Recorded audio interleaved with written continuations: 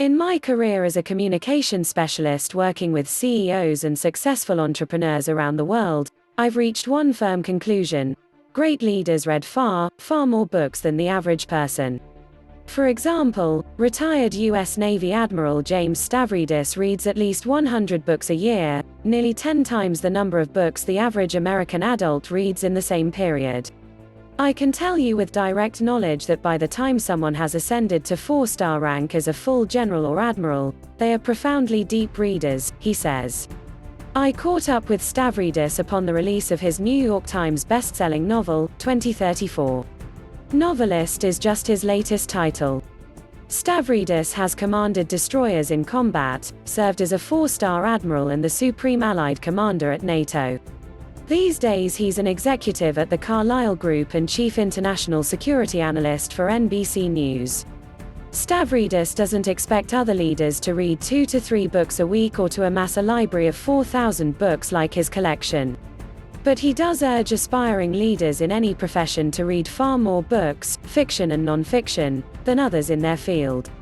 According to Stavridis, there are 3 big reasons why the best leaders are voracious readers.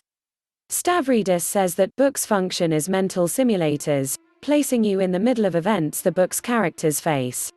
So as you read about characters in a novel or real-life heroes in non-fiction books, you should ask yourself, what would I have done in that situation? A little over 2 decades ago, Stavridis prepared himself to take command of a Navy destroyer by reading the classic sea novels of Patrick O'Brian, beginning with Master and Commander. He was also inspired by Steven Pressfield's epic novel, Gates of Fire, about the Spartans who make the ultimate commitment to fight and to die at the Battle of Thermopylae. When reading that book, you can put yourself in their shoes, understand their motivations, and ask yourself, would I have had the courage, and the commitment, and the honor to undertake that mission? Successful leaders have a different perspective than others. Leaders who read history books or historical novels can apply the lessons of the past to navigate contemporary events. Books provide the chance to experience an enormous variety of life experiences without leaving home or school, says Stavridis. How else can a young aspiring leader learn how Ernest Shackleton managed to save his entire crew after his ship, Endurance, was crushed by ice and destroyed in Antarctica in 1915?